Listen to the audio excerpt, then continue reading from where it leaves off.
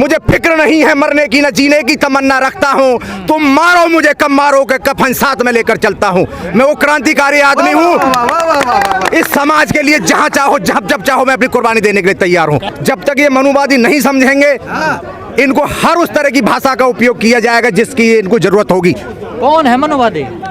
मनुवादी वो लोग हैं जो हमारे खिलाफ हमेशा यत्र तत्र जहाँ भी इनकी पेश पड़ती है हमारे खिलाफ हमेशा उद्दंड मचाते रहते हैं, हमारे अधिकारों को छीनने की बातें करते रहते हैं, संविधान को ख़त्म करने की बात करते रहते हैं, शिक्षा को ख़त्म करने की बात करते रहते हैं। ये वो मनुवादी लोग हैं जो समाज में एकता नहीं चाहते, समानता नहीं चाहते, ये सिर्फ अपना स्वार्थ चाहते हैं। और वो तो कहते हैं कि संविधान पुराना हो गया है, बदल देना चाहिए। देखिए, मैं तो इनसे ये कहना चाहूँगा, तुम्हारे खुद कहने के अनुसार ही हजारों साल पुराने वेद हैं, तो सबसे पहले इनको बदलो।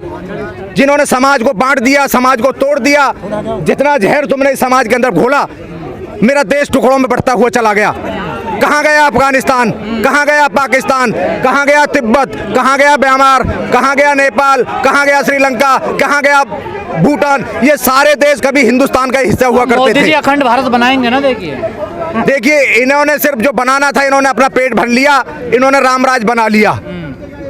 और जितना भी मेरा SC ST समाज था उसको हाशिए पे डाल दिया। आज ये समाज नहीं समझा तो बहुत देर हो जाएगी। अब तो जाति खत्म हो गई है ना देश से। देखिए, जाति खत्म नहीं हुई है, मनुवादियों ने उनको और मजबूती दे दी है। जहाँ भी देखते हो जातियों के नाम पे अत्याचार होता है, मंदिरों में घुसने नहीं दिया जाता। सब हिंदू हैं अब। देखिए, हिंदू नहीं थे, हिंदू सही मायने में कोई धर्म ही नहीं है। जब कोई धर्म ही नहीं हो, कोई जाति ही नहीं हो, तो हम उसको कैसे हिंदू कह सकते हैं? सनातनी तो हो। देखिए, हम सनातनी भी नहीं हैं, हम प्योर अम्बेडकरवादी हैं। हम मनुवाद के खिलाफ रहे हैं, मनुवाद हमारे खिलाफ रहा है। हम कभी भी इन लोगों के साथ खड़े नहीं होंगे। इसके लिए हमें किसी भी हद तक जाने के लिए तैयार हैं, हम कोई भी कुर्बानी देने के लिए तैयार हैं। मुझे फिक्र नहीं है मरने की, न जीने की तमन्ना रखता हूँ। मुझे फिक्र नहीं है मरने की, न जीने की तमन्ना रखता हूँ। तुम मारो मुझे कब मारो के कफन साथ में लेकर चलता हूँ। मैं वो क्रांतिकारी आदमी हूँ, इस समाज के लिए जहाँ चाहो जब चाहो मैं अपनी कुर्बानी देने के लिए तैयार हूँ। आंदोलन जीवी हो आप। देखिए, किसानों के आंदोलन को ये जरूरत थी।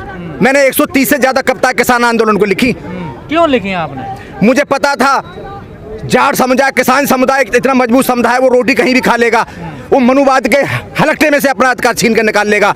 लेकिन मेरा समाज इतना मजबूत नहीं है, वो गरीब समाज है।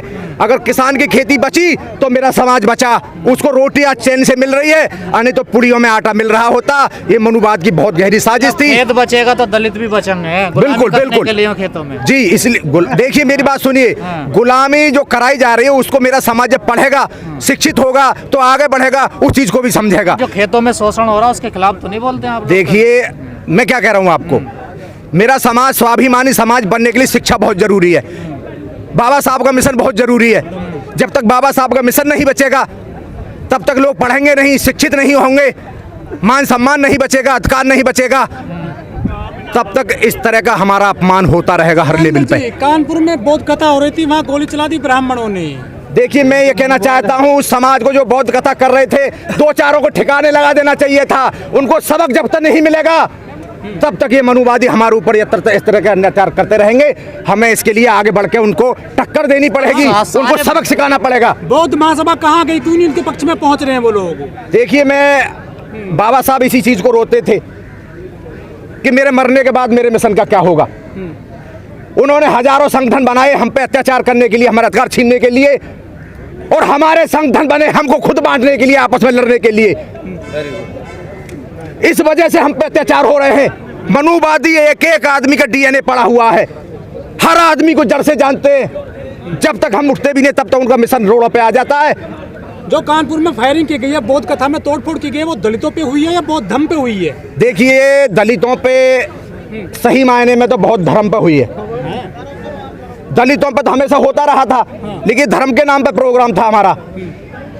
उस पे अगर इस तरह की कुकृत किया जाता है तो वो हमारे धर्म पे बहुत बड़ा आघात है। बौद्धिस्ट कहाँ गए सब? बौद्धिस्ट क्यों नहीं जा रहे हैं कानपुर में समर्थन में उनके? देखिए, अब तक तो बहुत बड़ी क्रांति आ जानी चाहिए थी। जितने मेरे समाज के क्रांतिकारी नेता हैं जो आवाज उठाने वाले थे धर्म के लिए, बौद्ध बना रहे हैं आप हर साल। देखिए, मैं आपको एक बात बता दूं, मेरा समाज अभी 95% दिखावे के लिए अम्बेडकरवादी है। कुछ लिखा है क्या? 95% तो आज भी मनुवादी सोच के है, घर में जाके देख लो। सुनाइए। आज जो जाति, जो हमारे राजेंद्र पाल गौतम जी ने एक जाति के नाम पे जो एक सम्मेलन किया है, उसके लिए मैंने कुछ कविता के रूप में कुछ लाइनें लिखी हैं। तुम जाति छोड़ो, तुम जाति छोड़ो, अब समाज जोड़ो, ये जाति नहीं किसी काम की, ये जाति नहीं किसी काम की, ये जाति है बस नाम की, ये जाति है बस नाम की। जातियों में बांटा जिसने, आपस में लड़ाया जिसने, जातियों में बांटा जिसने, आपस में लड़ाया जिसने, दुश्मन है वो हमारा, दुश्मन है वो हमारा, तुमने उसकी नहीं पहचान की। तुम जाति छोड़ो, अब समाज जोड़ो, ये जाति नहीं किसी काम की, ये जाति है बस नाम की। हम मूल निवासी भारत के, हम मूल निवासी भारत के, हम रखवाले इस भारत के, हम मूल निवासी भारत के, हम रखवाले इस भारत के। ये बुद्ध की धरती है, इसकी यही पहचान थी।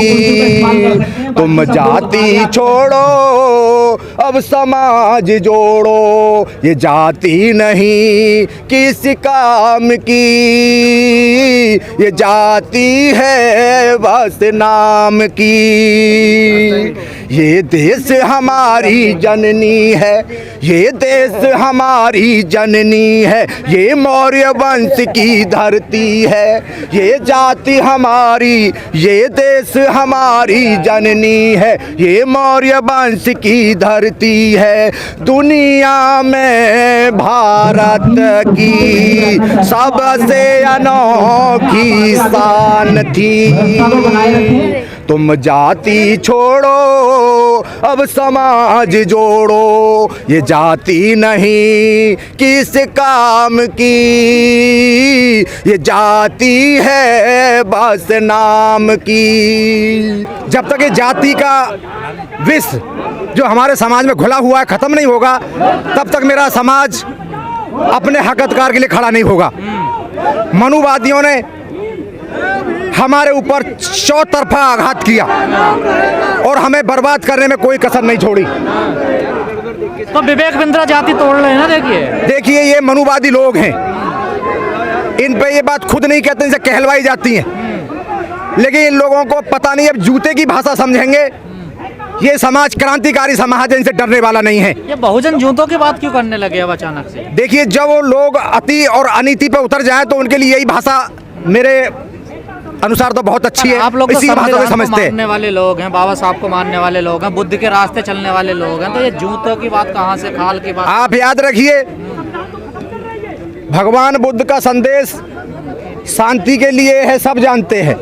बाबा साहब का संदेश सर्व समाज, पूरे देश दुनिया के लिए सब जानते हैं, लेकिन ये मनुवादी नहीं जानते।